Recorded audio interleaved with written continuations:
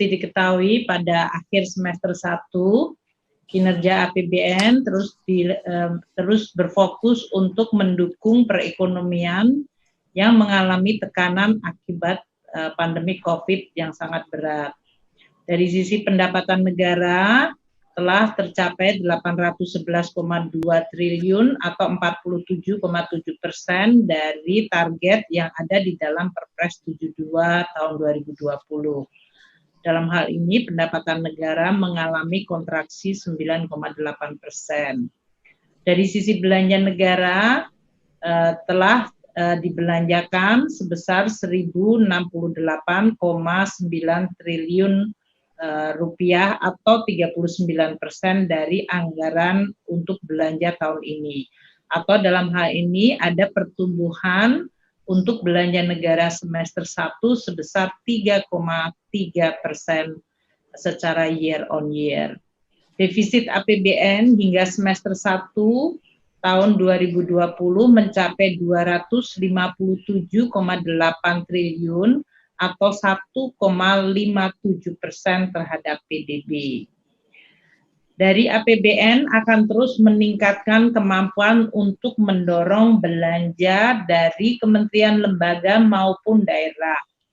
Hingga dengan semester kedua nanti masih akan ada belanja negara sebesar 1.171 triliun untuk belanja pusat dan 304,1 triliun untuk transfer ke daerah. Artinya untuk semester kedua ada anggaran sebesar 1.475,7 triliun yang akan dibelanjakan di dalam rangka untuk mendorong perekonomian yang mengalami tekanan yang cukup besar.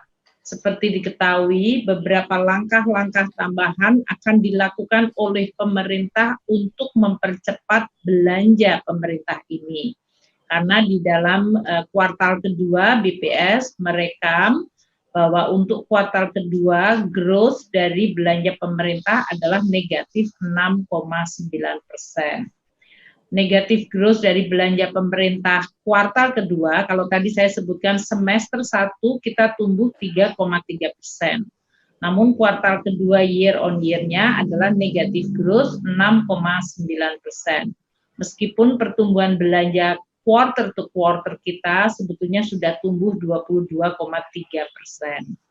Nah, sampai dengan akhir tahun, langkah-langkah percepatan belanja akan dilakukan untuk bisa melindungi masyarakat, meningkatkan kemampuan kita di dalam menangani COVID, dan juga untuk mendorong usaha, dunia usaha, baik UMKM maupun korporasi, serta daerah.